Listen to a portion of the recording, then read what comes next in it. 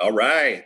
Good morning, good day, good afternoon, wherever you are. Center for Spiritual Living, Palm Desert, and beyond. Grateful to be back with you for another installment of our daily offerings here at 10 a.m. This morning, we're going to see her face any moment now. Where is she? We are in the presence. Where is she? I can hear her. Okay. We can see where she is. Folks, we're in the presence of our own music royalty. There's JeriLynne. Was that too much to say? I mean, I read your bio and that's all I see. Royalty, royalty, royalty, royalty. I would turn that around and say, I feel blessed to have been a part of music royalty.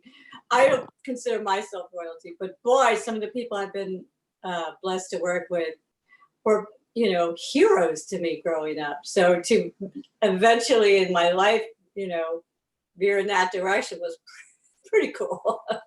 Totally. Well, we're going to dive into it. But first, would you bless us with a musical invocation to bless our time this morning? Absolutely. Thank you.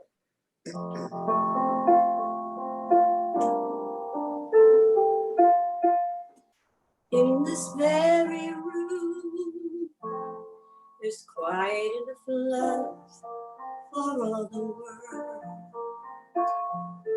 In this very room, there's quite enough joy for all the world. Quite enough peace, quite enough power to walk through your every fear. For spirit, one spirit, lives in this very room. In this very room, there's quite enough love for all the world. In this very room, there's quite enough joy for all the world. Quite enough peace, quite enough power to walk through your every fear. For spirit, one spirit, lives in this very room. For spirit, one spirit, lives in this very room.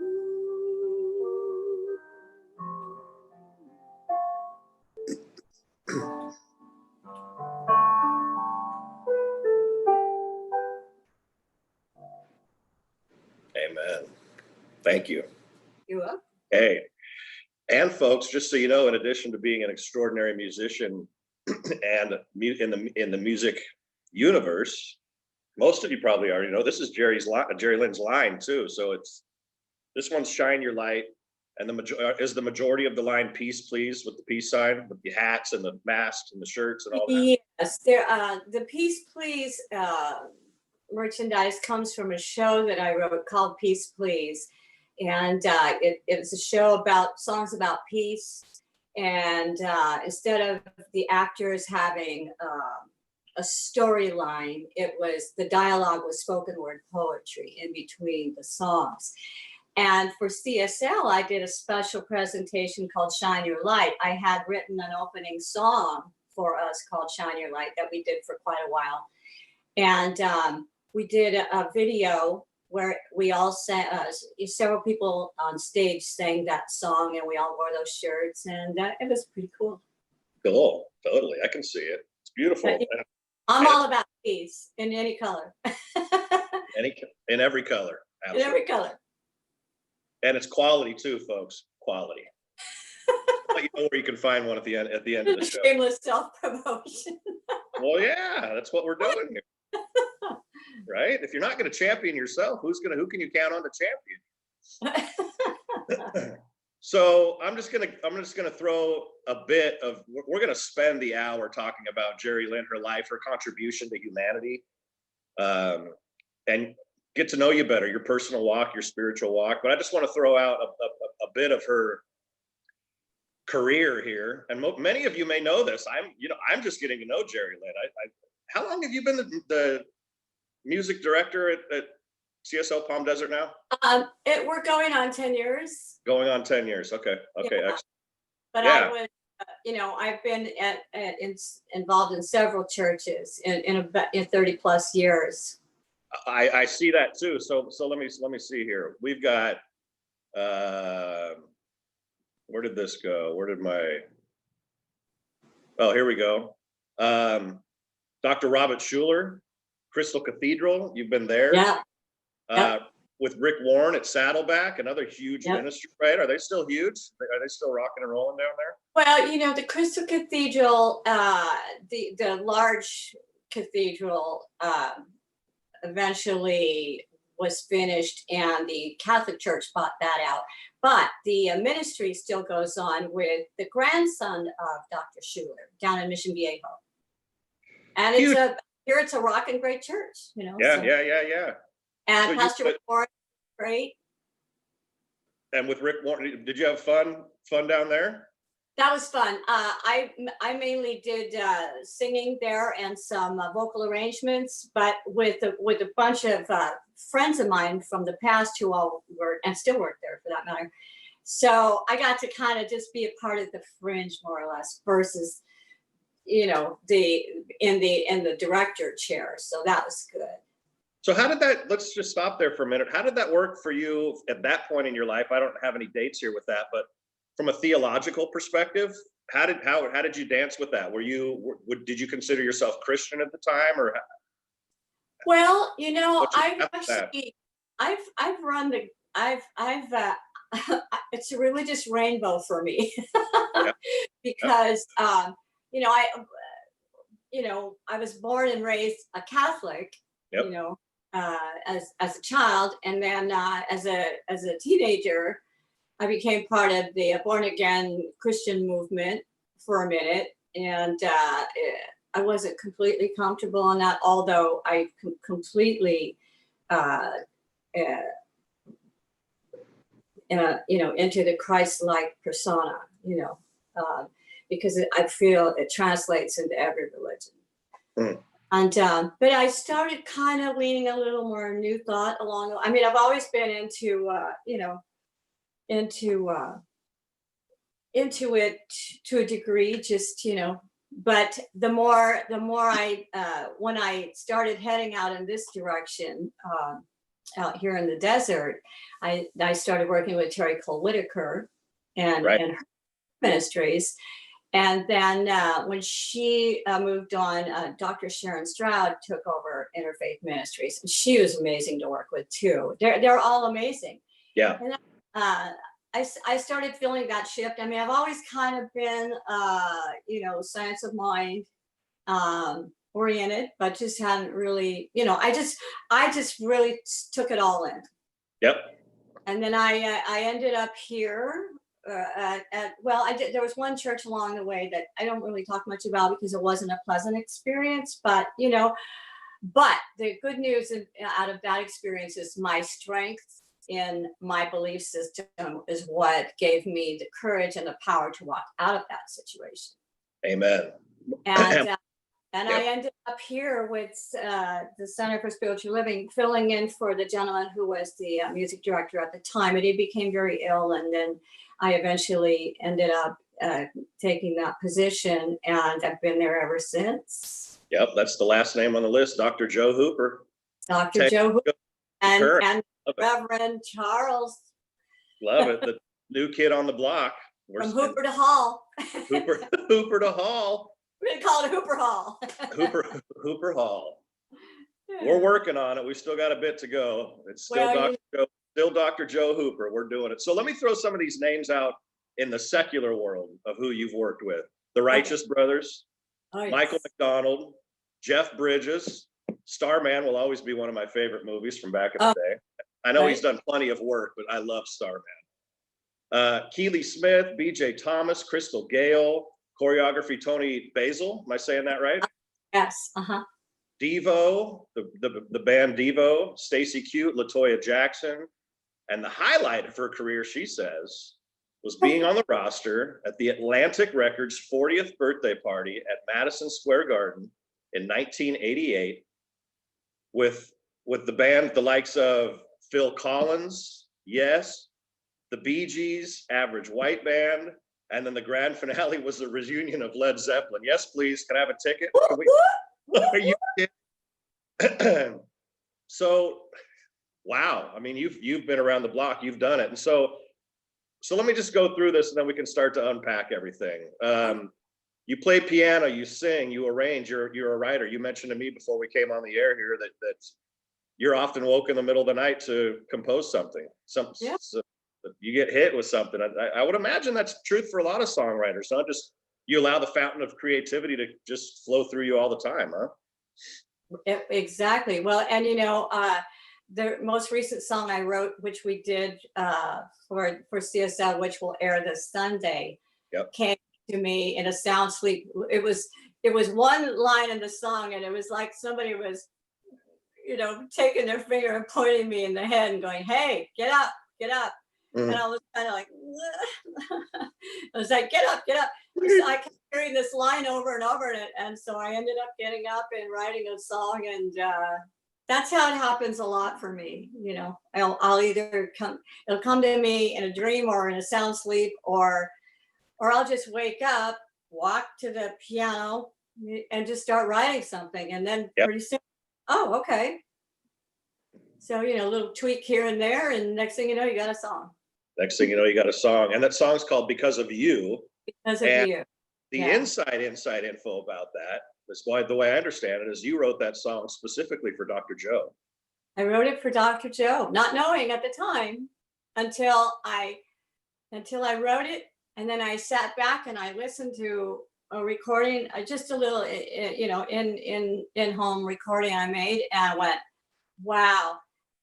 And and it occurred to me that what I was saying in this song was exactly how I feel we are all feeling at this time, in quarantine, and with having a spiritual leader who takes it all on, and we don't see on a daily basis when we're not there. We don't see what he's going through. We don't see what he lays awake at night trying to figure out, try to heal.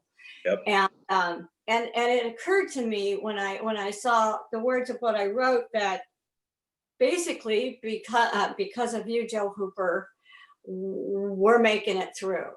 We're doing okay because we have this, we have our practice, we have our, we have our practitioners. If we're in need, we have all these resources, these great interviews and all the times you guys are doing it. 10 just 10 a.m.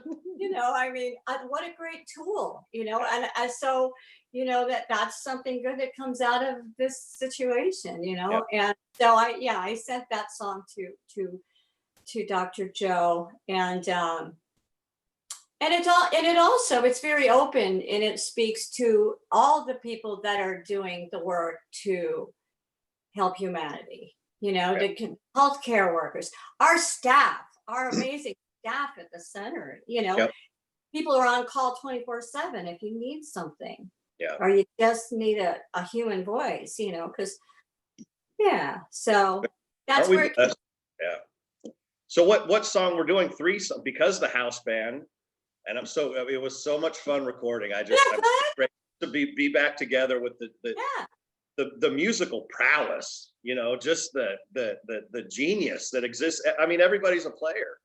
I get the sense that our band could sit up there and in a minute, just play this. Okay, here we go. Boom. We're blessed because there's a lot of great musicians in that band, musicians and singers, and everybody in that band is a part of something really special outside of the center, and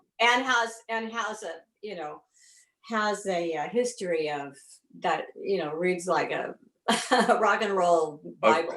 We could have our own Hall of Fame. Pretty much, because everybody in that band collectively, is a superstar in my book. They're just all, and the icing on the cake is that they're wonderful people. Yeah. Absolutely wonderful people. So Yeah. I'm really lucky. I'm very blessed to be a part of that. So because of you, the song, so because the band was together, we did 3 songs that you'll experience this coming Sunday service. Right. And I had delivering part of the sermon. There's a nice little surprise we mixed in during the sermon, and which I hope you enjoy. But which of the 3 in order is because of you, so that the congregation is aware of which one you wrote recently? Because of you will be during the offertory. In fact, I gave a little talk just for a second to explaining. I don't know if that will make the service or not, but I better. I hope so. Jeff, are you listening? I asked Jeff Harrison if I could just say what this song is about and who we're dedicating it to, because we dedicate it to all of you, to everyone. But yeah, it'll be the song that we play during the offertory. Right on. Cool. So you've also been nominated for a Grammy. Not many people can say that. Well, I was part of a situation that was nominated for a Grammy. Yes, Jose Feliciano recorded, and just to show you how this process works. I was asked by a friend who wanted to hear some of my original material, but didn't tell me at the time that he was shopping music to Jose Feliciano through another friend. And truth be told, I had a little crush on this person, and I had written a song for him called Seasons of Your. Oh, I said, what do you want? He said, write me something. I said, what do you want me to write about? He goes, how about the seasons? I said, okay. So I wrote a song called Seasons of Your Heart. And, so I sent it to him. And then the next thing I know, I get a phone call asking if Jose Feliciano wants to possibly record it. So then suddenly there are 2 other gentlemen that worked with Jose and myself and another writer. There were some changes made to my original composition, but that's how it is when you're doing a co-write and shopping. They're gonna say yes, but he wants to do this with it or whatever. We all do that as writers. Yep. Rebirth things over and over. So it ended up being a 4-person co-write in the end, but still. The cool thing was he recorded it. It was on it's on his greatest hits album. You can find it on YouTube. And that album was nominated for a Grammy. So cool. We got to officially be Grammy nominees. Hey, well, you know what? I mean, what a blessing. How cool is that? Cool. Very cool. I'm not gonna lie. Not gonna knock it, take the love. So I've got some friends that are writers, and one of the things I've heard over the years is that writing is rewriting. Is that the same in writing a song, or do you just do you not edit as much when you're writing a song as when you're writing a book or a script, perhaps? Well, there's a lot of editing process involved, yes, and especially if you're co-writing with somebody. If somebody says, let's write a song and call it peace and love in the world or whatever. Well, the other person's going to have a different perception of that as opposed to what you might be, thinking. So yes, and it's an evolution process too, because the song will start one way and it'll veer into different directions. And so in my experience, it's constantly rewriting itself. It's very rare that a song comes to me start to finish, but it has happened. Yeah. Because of You was one of them. Really cool. Yep. Yeah. Love so it. that to me is a gift from God, because that's a no-brainer. Don't touch it. Don't touch it. Yep. But yes, it is very much like editing a book. It's a constant. You look at lines and you go, how could I have said that better? Or how could I have said that shorter? Yep. So there's a lot of, all the songs that you've written for our community over 10 years, however big that library is, there's a tremendous amount of, I guess what I'm getting to, there's a tremendous amount of intention that goes into that. Yes. Of commitment, of thoughtfulness about our community, and how to, as a minister, I think about how do I serve? How can my message land in such a way that somebody's, well, like we're changing lives one heart at a time, or hearts one life at a, what is it? Changing lives one heart at a time. Changing lives one heart at a time, yes. So there's a tremendous amount of intention that goes into it.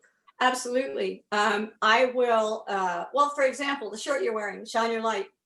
We had been doing quite a lot of the same opening songs, and that song just came to me, and I took it to Dr. Joe, and I said, I think we have a new opening song. And so I played for him, and he loved it, and we did it for a long time, for 4 or 5 months, 6 months, something like that.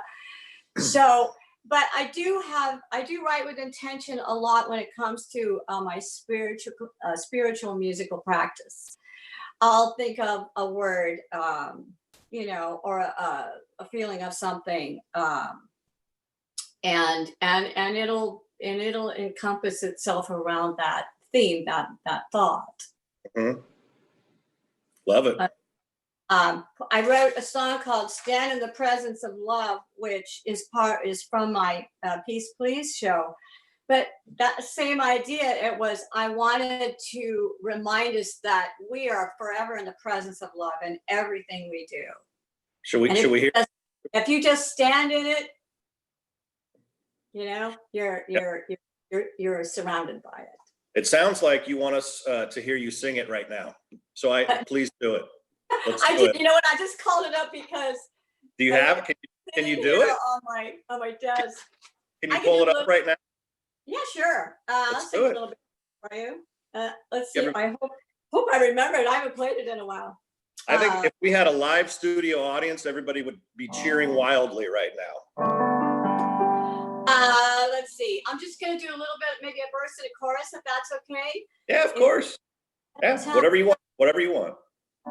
Okay, so in these unsettled times, filled with doubt and fear, as we struggle to understand,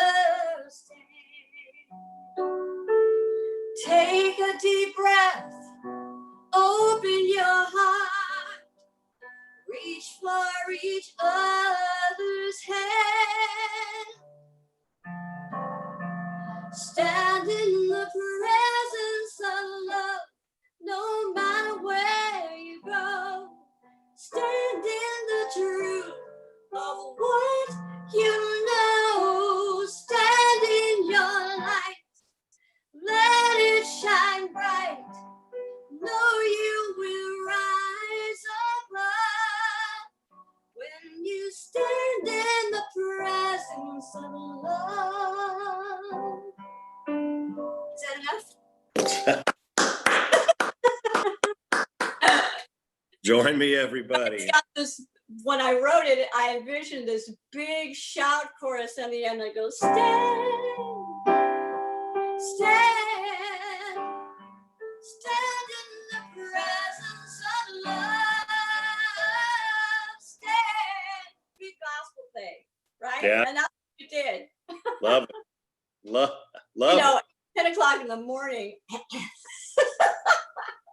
Anyway. Well, if you've already been up, one of my favorite songs that I wrote for us in the center. Beautiful message. Beautiful. I want to remind everybody you're listening. Please send any comments or questions that you have in. We love interaction. We love to hear from you as well. So you're currently signed to a band in Switzerland. How did that come about? Were you touring Europe and got connected? I'm signed to a label in Switzerland called. Oh, a band, not a label. I'm sorry, a label. Yeah. No, it's okay. Everything leads to something. Yeah. And this is, I'll try to not to make this story too long. Let me tell you something real quick. Okay. I don't know who this is, if you can give a name. Wandering Civilian says, I'm singing my part, JeriLynne. So somebody on board knows the song. If you could give us your name so we know who you are singing your part. Okay, go ahead with the story. I was called to do a recording session in the 80s up at Conway Studio, which is one of the greatest studios in Hollywood. Because Vonda Shepard had to dismiss herself from the session. So they called me. I went in to work with a Swiss producer named Urs Weisenhofer. And there was an orchestrator there named Wolfgang Drexler, who, in my experience, is one of the most amazing orchestral orchestrators in the world. Say the name again. Wolfgang Drexler? Wolfgang Drexler. And out of the clear blue, like 4 or 5 years later, I get a message from Wolfgang saying, I don't know if you remember me. I was at the session at the Conway, la, la, la, la. And so we got to talking, you know, back and forth. And at the time I was writing some orchestral pieces, and you know, there are no accidents, and it ended up that I hired him to orchestrate my pieces. So I was sending raw files back to Switzerland, he was sending orchestral files back, and I'd hear these astounding orchestral arrangements with nothing else, just the strings, and it was like, and I sobbed for days. It was so beautiful. I thought, wow, how do we get from here to here? That's amazing. Love and it. so I then met a couple of folks through that same network of friends at this record label, Neural Music.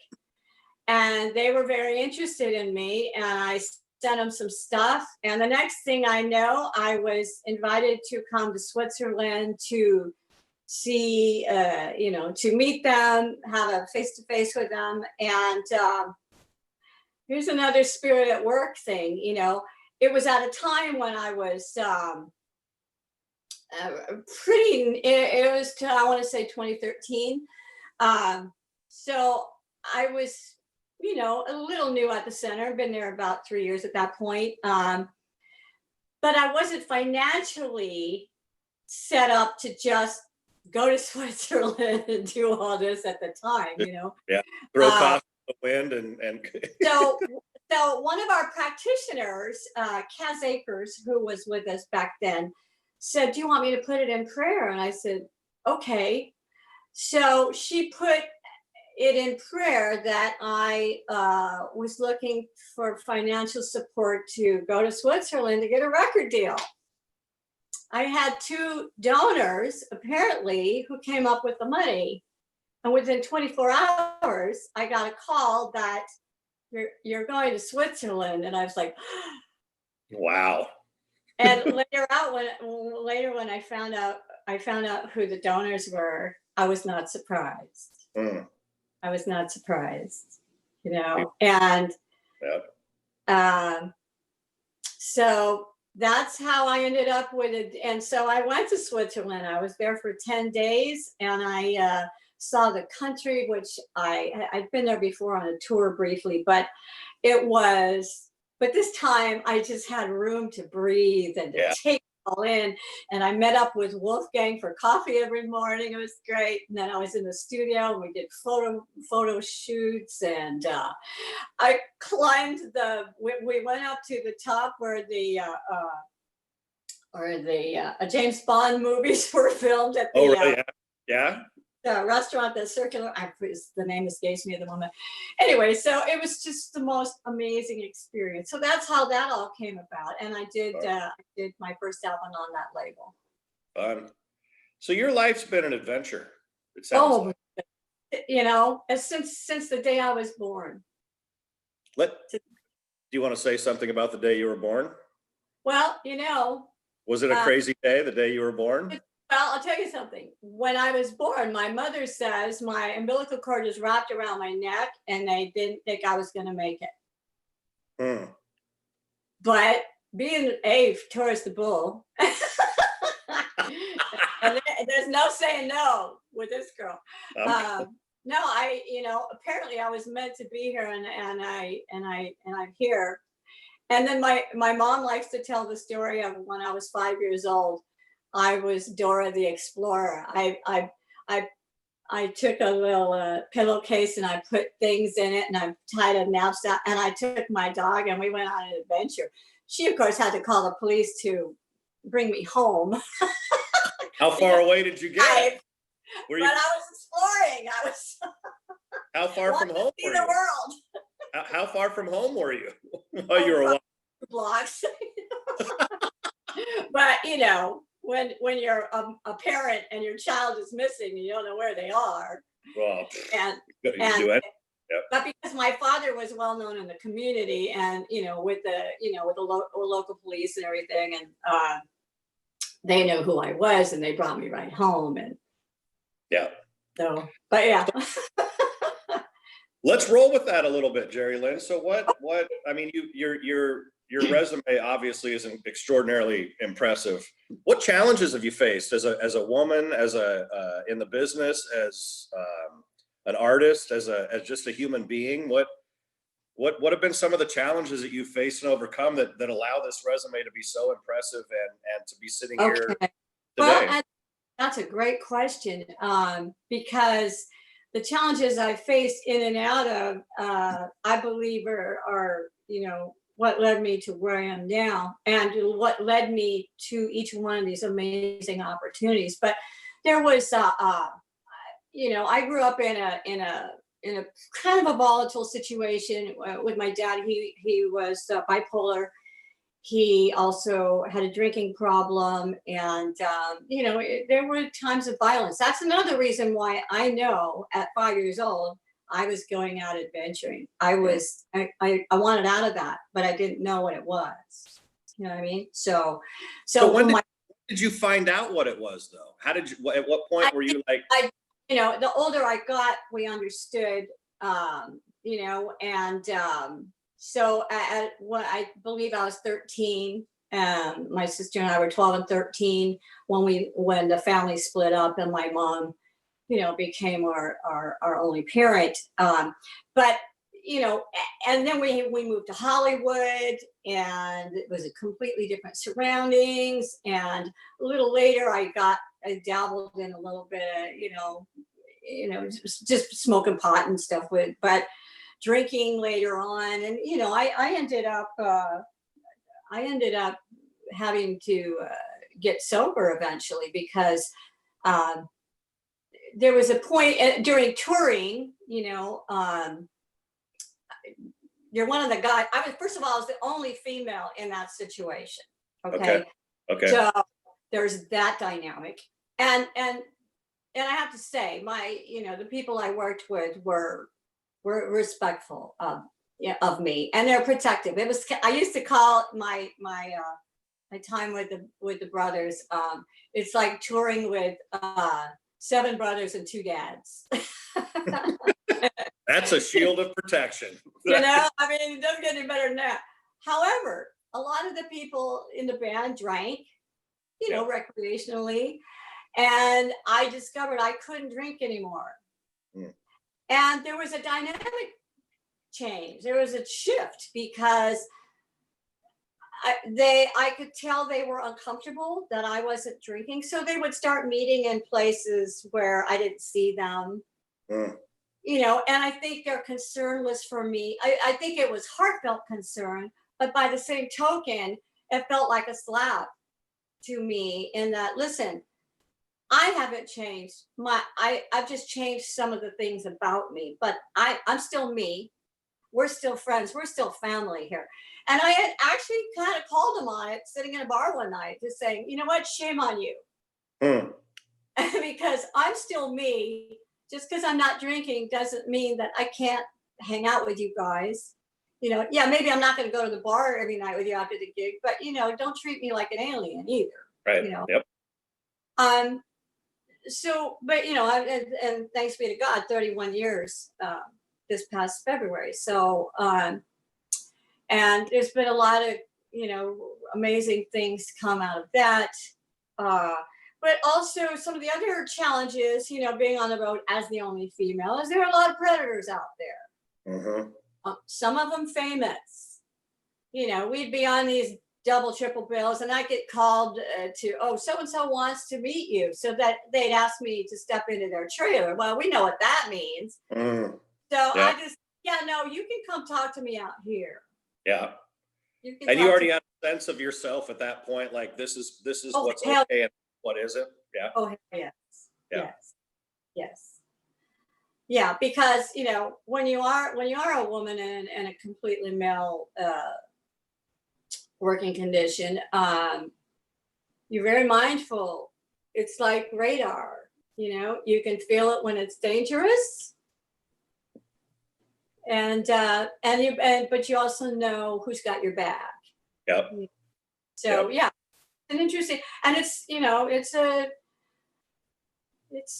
interesting business from many angles, but you know, and those are mainly those were the challenges, you know, and just learning to stand in my own presence, you know, Yep. and know who I am and who I am not. I'm a very strong person, you know. I always have been since the day I was born. I came from strength, you know, and I faced some challenges throughout my life, but because I have the determination I have, I've managed to persevere, you know, and I'm forever grateful for that, because I look at the life that I've lived so far, and it doesn't suck. It doesn't suck. Every day I wake up, and I say, today I love my life. That's that song, you know, it just hits me, because, and as silly as it might seem to people, I do. I love my life because I have been blessed with opportunities that some people only dream of, you know. A lot of stuff I've done, I got myself there. Putting myself in certain situations has blessed me with leading to other situations where I believe the universe is like a magnet and is pulling you where your divine attention really is. Mm. And so I just feel like where I am now in my life, everything that's this whole road, you know, has led me to where I am right now. And I have things I'm doing, you know. I'm not touring anymore. I retired in the mid 90s, but everything I've done from that point on has just been even more amazing. But I made a choice to leave the touring world, you know, because when I did get sober, it was challenging. But more so than that, I needed to take a look at my personal life, and I wanted to raise my son in a healthy environment, you know, and I wanted him to have things that I didn't have, because we moved around a lot when I was a kid. My dad, it was constant moving. I never felt grounded, you know. Although I did feel grounded within myself somehow. I just kept believing it was going to be okay, you know. But when I left the road, I raised my son as a single mom. I moved here to the Coachella Valley because my parents lived here, and they had a second house that was a rental, but for some reason it wasn't renting at this particular time. And I walked into that house. It was in Cathedral City. It's a big, beautiful 4-bedroom house, you know, gorgeous, gorgeous house. And when I walked into the room, I saw all my furniture in its place in that house. So I was like, wow, that's weird. And, you know, I was there. A vision. It was a vision. My mom had asked me to come to help my stepfather had a heart transplant at Loma Linda. And so they encouraged them to move in a drier climate for the healing process. So they ended up here. And they had one house, but then they had an opportunity to buy this other house. So that's how I ended up here in the desert. I moved into that house. My son went into elementary school here, junior high school here, high school, and then community college. He grew up with his friends. he now is in Seattle working for Amazon, and several of his friends from here have all moved up there. So it's kind of like he's got his network, which I love. Wow. Absolutely. Seattle's not called Seattle anymore. It's actually called Amazon. Did you know that? Right. So there's a lot of folks out there that are struggling right now, that are challenged based on your journey. And I'm actually fascinated about the little girl part of your journey. That's interesting to me, that you had some sort of fortitude inside of you that knew something already. When you would go out to play, I just not knowing what was going on. But so for the folks that are really struggling right now, that don't have an answer, when you talk about, internal fortitude, this is my interpretation, and the challenge you faced, how would you give a synopsis to what you through your experience could offer all the folks out there that are really challenged right now by just life circumstances? Well, lean on and into the resources you have. Call friends, check in, because we're all a mirror of each other. And it was difficult for a lot of us in the beginning of this pandemic, and then to go from that to employment going away, and to all these challenges, and fear of the unknown, because this thing was just escalated from literally out of nowhere, so but my advice is to lean into your faith, lean into your community, lean into your friends, your family, whatever is your rock. You got to lean into that, and above and beyond all that, you have to have that knowing that it's in your spiritual belief that you're going to be okay, that you're going to be guided, that and we've been shown example after example during this time, I feel anyway, because we were all scared whatless in the beginning. I mean, I myself too, I was like, I didn't know what day it was. I had some bouts with depression off and on, just in the beginning. But then one day I kind of kicked myself in the rear and just said, look at where you are. First of all, you live in paradise. Amen. Swimming pool you rarely use. Get out there. Come on. Yep. And you have this ability to create. Sit down and write some music. Call your friends. Because your friends and your family, they're a reflection of who you are. We're all reflections of each other. So if you're not feeling yourself, call somebody else, and they're going to reflect back to you who you are. And that started to, light bulb over my head, I was like, oh yeah, we need to do that. And then, of course, having our center to draw from. Yep. When we start doing Zoom meetings weekly, and we check in with each other, and, as scary as it is now, there's things, we have great things that are happening. The stimulus happened for, and unemployment's available, and, it's frustrating. It's a red tape game, but you just have to go back to the knowing, the knowing within you that God did not bring you this far to drop you on your head. That's what my sponsor used to tell me. Whenever if I had a pity party going on, she'd go, "Girl, what do I always tell you?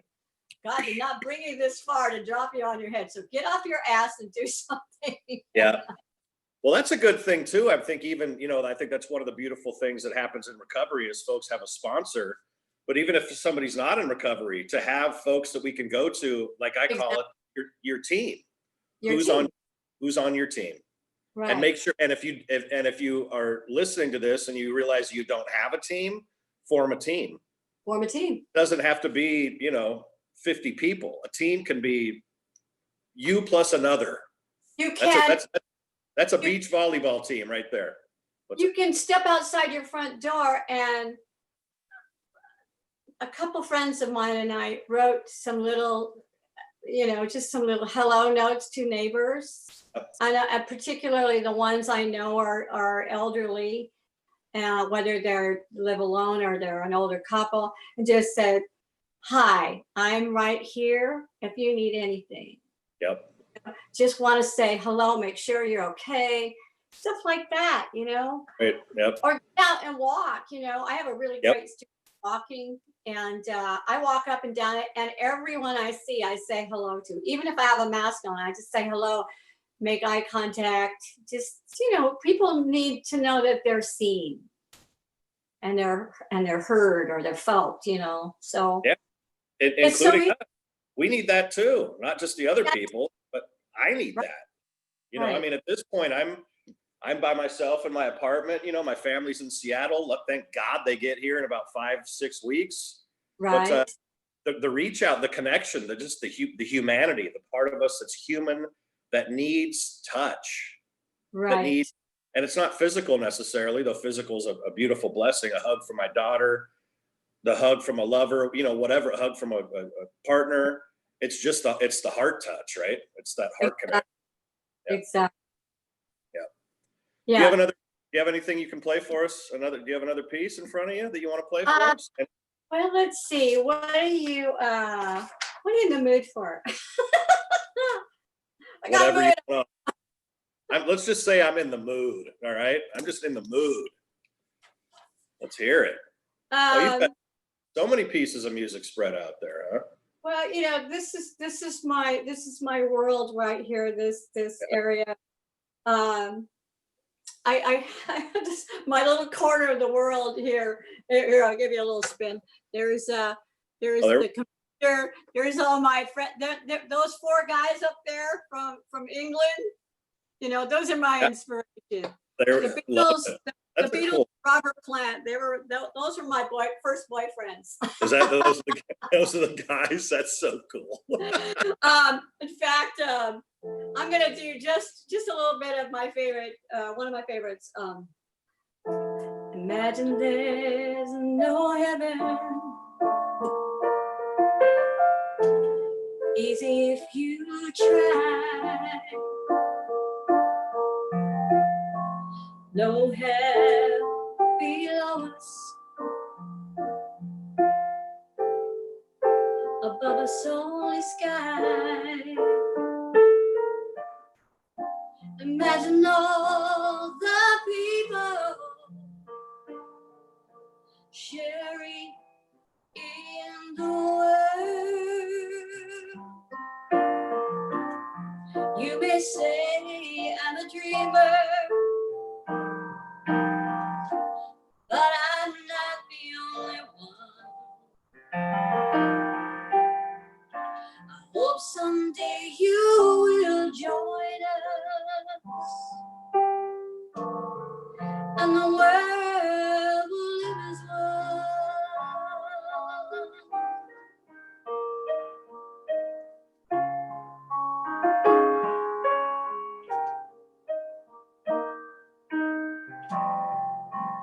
All we are saying, give peace a chance. All we are saying is give peace a chance. All we are saying.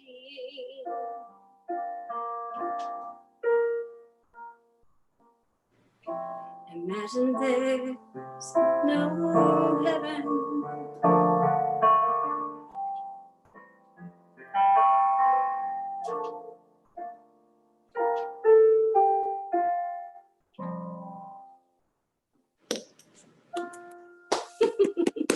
Bravo. Bravo, bravo. Beautiful. So who, in addition to those 4 guys that are up on the wall, who are your musical heroes? Robert Plant. Right here, let me show. I'll show you.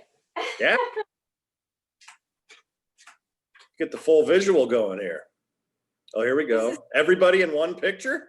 Now these are 2 of my favorites right here.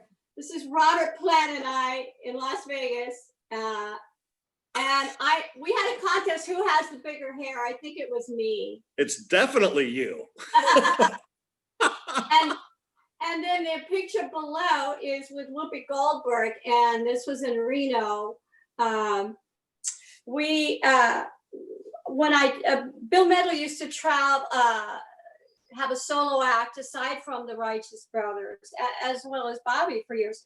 But we would play in Reno at Harrah's, Lake Tahoe and Reno. And one night during our show, this voice came booming from out of the audience, and it was a voice we all knew, but we couldn't put our finger on it, right? And it was, do you remember Laugh-In? The show Laugh-In? Laugh-In? Yeah. I've heard of it. I haven't. Okay, you're younger. Okay. Well, anyway, there's an actress named Joanne Worley, who was one of the skit actresses on the show, and she was loud and proud, but she would come to our show and just bark stuff out in the middle of he'd be singing some ballad. She'd go, "You go, Billy Bob." What the hell? Well, so the same night, somebody else's voice started just hollering stuff out. Well, it turns out it was Whoopi. And she came backstage after the show, and we all met with her in the dressing room. And that night, her and I were wearing the same outfit. Exact same outfit. Well, you know, it's Reno. There's like two dress shops in town, right?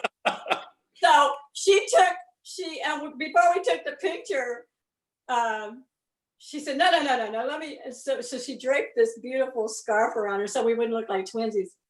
But the cool thing was she was filming Sister Act at the time.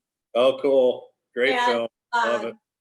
And we come to find out that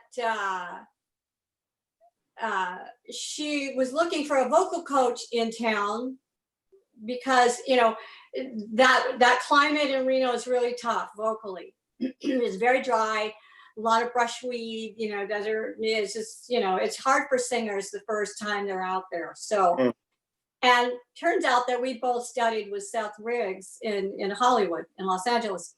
And Bill Medley says to Whoopi, well, you know, JeriLynne's a vocal coach. And she goes, really? And she asked me who I studied with, and I said, Seth Riggs. She goes, what?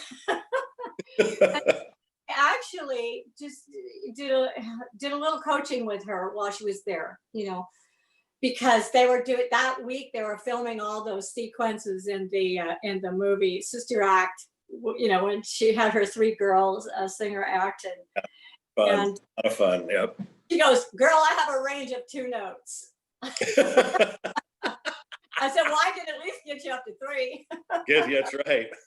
Can at least get one more out of you. You know, he's definitely one of my heroes. But Robert Plant, the Beatles, because they wrote exquisitely, you know, but I'm also, you know, as a teenager, I grew up when I finally realized that I really believe I am a musician, you know, and a writer for that matter, but more a musician at the time. I was into all the piano players. I was into and the storytellers, Carole King, Joni Mitchell, John, Laura Nyro, who Laura Nyro was one of my biggest ones. But that's kind of those were my heroes, you know, because of the stories. And that's what I loved so much about the Beatles. But I also love raw energy, power, like, you know, Led Zeppelin and you know, Steve Perry from Journey. And I love those killer singers that just sounds effortless. You're like, yes. For me currently, that's Mark Anthony. I could listen to that guy sing all day long. Oh yeah, Mark Anthony, great. The power of his, and Steve Perry, same thing. I mean, it's just raw. Like, where does that come? That can only come from like the ethereal, you know, like from the spirit. It's a gift. Yeah. How do you sing like that, Barbara Streisand? Well, it's a gift. It's a gift. Because I mean, each one of those people you mentioned, Barbara Streisand, I memean, Barbara Streisand from day one just had this sound, this innate sound, and it's like you can't bargain that, you either have it or you don't. Yeah. You can be trained to sing like someone, but I mean, let's face it. I mean, guys like Steve Perry and Robert Plant and all those really high-end singers, and I'm talking register, of course, register. The high is another thing, but I'm just saying that that takes stamina. A lot of those guys don't just wake up and do that. I mean, they do, but once you get into the business of touring and performance, that's very taxing, and so they have to study and they have to keep their instrument finely tuned, and that's why those sound like that. It's like an athlete; you have to constantly train, huh? It's vocal acrobatics, Yep. Hey, JeriLynne, we're getting down to the nitty gritty here, but I just Adair wants to know, what did JeriLynne do with the music group she traveled with? Did you sing? Did you play? With the Righteous Brothers, I sang and I played piano. With Stacey Q, I sang and danced. I was a kind of go. We get a little bit of that. Let's just. We don't have time. Yeah, but yeah, I mean, with a lot of them, it was 50-50. Some of it was keyboard and singing, and a lot of it was just singing, or arranging. So a lot of different hats. Yep. Cool. Fun. Yeah. Well, we've got 3 minutes left. Anything else you want to say to your adoring fans out there? Dream big. There's no dream too small. Dream. Like when I was 5, I had this little teeny tiny toy piano, plastic toy piano, and my mom said that I used to carry it around, and wherever I'd find somebody, I'd sit it down and I'd give them a concert. Oh, that's so cool. I'd get so annoyed because I wouldn't stop, and then she'd have to go into the other room and do the laundry. She said I would pick up my piano and I'd follow her and I'd continue.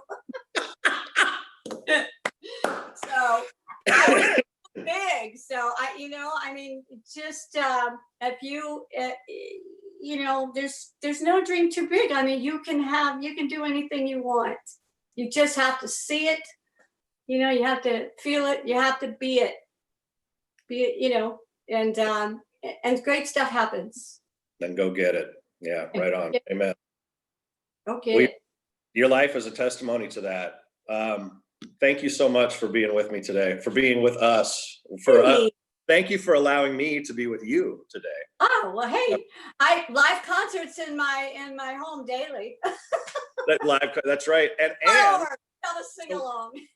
So is this you play at a country club in Indian Wells too? Can folks see you right now, or is that on hiatus? Or we're on hiatus from that right now. It's seasonal. It's 6 months on, 6 months off. It's at the Vintage Country Club. However, it is private membership, so occasionally there'll be a public event there, but it's generally for the members only. Gotcha. Okay. It's Do you do anything at any public venues throughout the valley? When I do, I always publicize it. So, and I'm looking a little further down the road to the Peace Please show. I'm actually revamping. We used a lot of favorite peace songs of everybody, through the years, from Cat Stevens to the Beatles, etc. But we're writing, I'm pulling in some other writer friends, and we're co-writing, so that will be all original. Love it. So I would like to perform that at the center sometime next year. Love You it. know, because we need to get through all this, and then it's another writing. It's a process. So yeah. So you'll always know on my Facebook page. You can go to JeriLynne on Facebook, and I advertise everything there. Cool. Awesome. Excellent. Thank you, love. Thank you so much. If you want to hang out, do a couple of announcements right now. If you want to hang out, cool. Otherwise, Why not? So gang, let's give JeriLynne some love. Thank you. Yeah, thank you so much. So tomorrow, I've got the blessing of hanging out with Gail Morton. We're going to talk about a few community initiatives that we've got coming down the pike over the next couple of weeks. That's tomorrow at what time? 10 a.m. That's right, 10 o'clock. That's going to be really cool. Couple things to allow the community to reach each other instead of us just reaching out and offering things like this. Ways for us to be in community together. So Gail Morton is going to join me tomorrow. We've got our meditation on Saturday at 10 o'clock, and then a very special Sunday service with our house band and a few other treats. So definitely participate on Sunday. It's going to be fun. It's just going to be a great service. And of course, Jeff and Swing Point Media do such a wonderful job in this day and age of editing and putting things together. We're very grateful for all that he and his company does. And then we roll right into the following week, which happens to be on Monday, the 29th. It's my daughter's birthday. 7 years old, happening so fast. Anybody with kids knows, I think at this point, it's just like, where does the time go? So on Monday, the 29th, my good friend Amy Steinberg from North Carolina, she'll be with me from across the country. We're going to do a fun little concert and combo thing. Tuesday is with Jafon, our regular Tuesday. I'll be with Jafon Seeley. Wednesday, we've got the Sensational Six.